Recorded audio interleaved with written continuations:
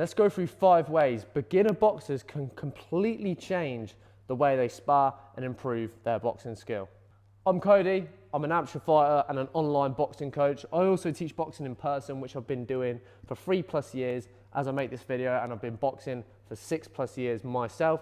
I helped my younger brother Kenzie get to the junior amateur national championship finals, making him the 2nd best in the country. And today I'm going to be teaching beginners, or even anyone at a low level. You could be maybe just an amateur with a few fights. I'm going to teach you how to take your sparring skills and develop them with just 5 tips which will completely change the way you spar and fight.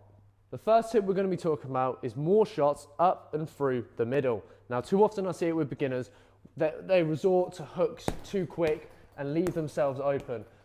As an amateur boxer or a complete beginner, you want to get really, really good at your straight shots and your uppercuts down to the body and the head. This is one of the best ways to get good quick at boxing. Now, this is something you want to practice on the bag first.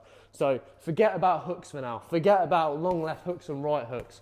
Just worry about shots at the middle. And the reason why we do that is because that they're harder to defend, and really your straight shots are the best punches to start with. Like your jab is the best punch in boxing. So if you can start utilizing these shots up the middle, you get really good quick. So if we're just here, if we're just working the bag, we want a nice tight guard, then boom, boom, boom, boom, boom, boom, boom, boom, boom, boom, boom, boom, boom. Then maybe on the inside we can start working them up. Boom, boom, boom, boom, boom.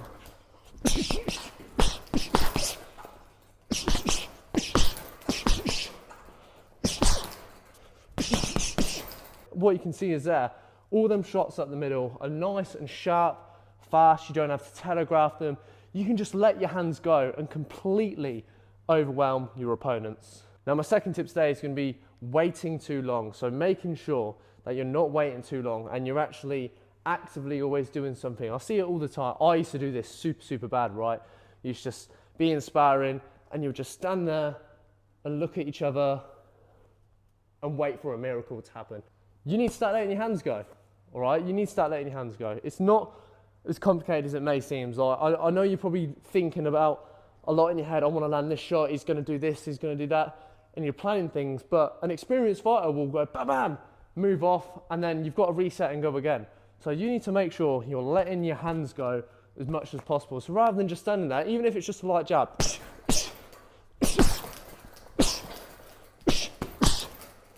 just like that. You just got to let your hands go. Don't overthink it. Get in range and start throwing punches, because that is one of the easiest things you can change. And that requires no skill at all. You can let your hands go more often. It's as simple as that. There is no special secret there. Easy way for you to develop your boxing. Literally let your hands go more. Now, the third tip is going to string on to what we've already kind of spoke about today already. So this is a good one.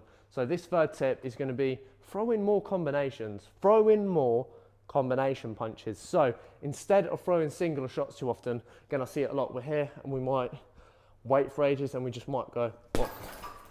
Then we step back out.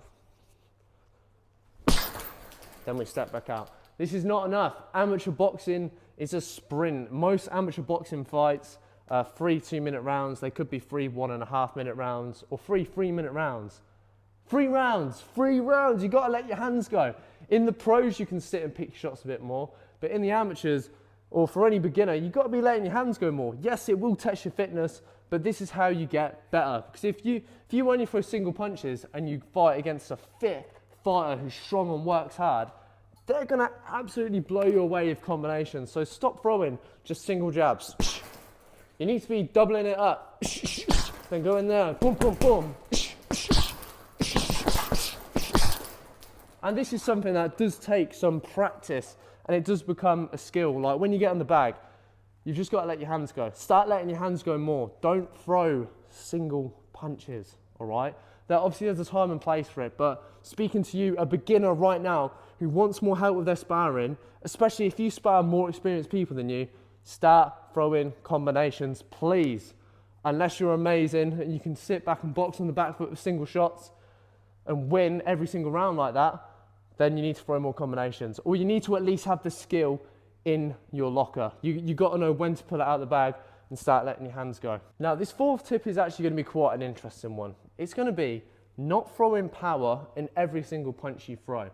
Now, there could be a couple reasons as to why I'm telling you this, but first of all, the main reason is fitness, because if you just completely throw power in every punch, you're going to blow yourself out, especially as a beginner. If you're not that fit yet, you're not going to have the capacity to keep throwing hard punches over and over and over without losing your shape. Two, you're going to open yourself up, because if you start loading these big shots up from back here, then your chin becomes exposed. But they're probably the main two reasons. I won't get into all the other little ones because I don't really need to. They're the main things you need to focus on. If you're not fit enough, then you're not going to be able to throw power punches all the time. And two, you don't want to expose yourself for them big, wide, powerful shots where your chin is left open here. So instead, learn how to pick your power shots. So you don't need to, let's say you're throwing a double jab. Not every double jab needs to be a stepping in, putting everything into it.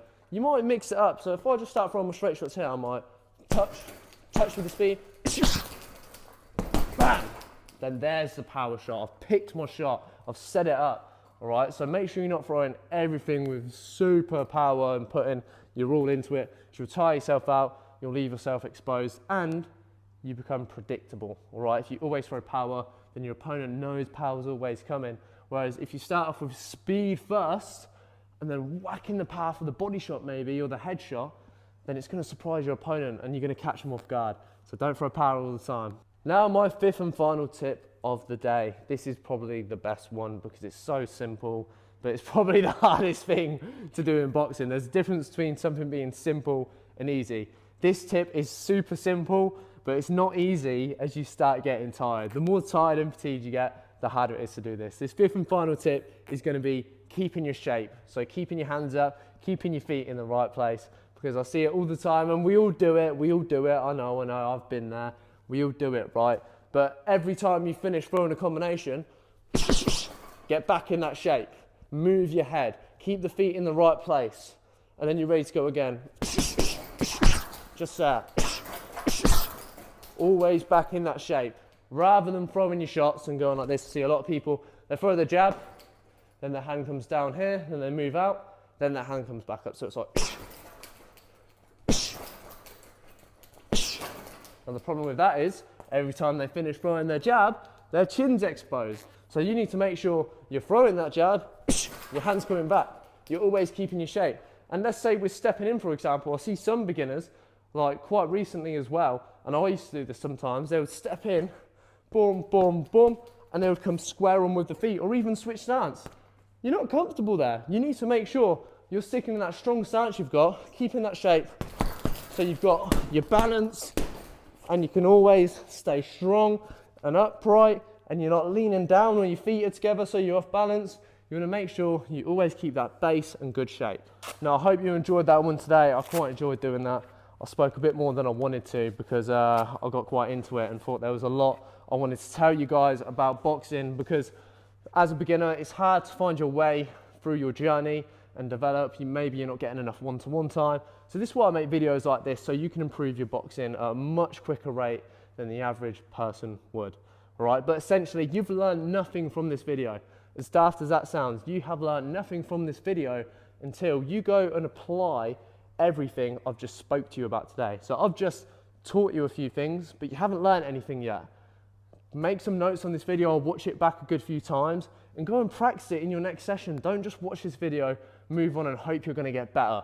If you want to get better at boxing, you have to be repetitive and you have to practice things. So you have to go and apply what you've just learned today if you actually want to say you've learned something new. All right, but I hope you enjoyed that video today. I'm Cody from Ring Ready Boxing, and I'll see you soon. Wait, before I forget, please make sure you subscribe and drop a comment in the comment section below and tell me what videos you want to see, as I'll make some.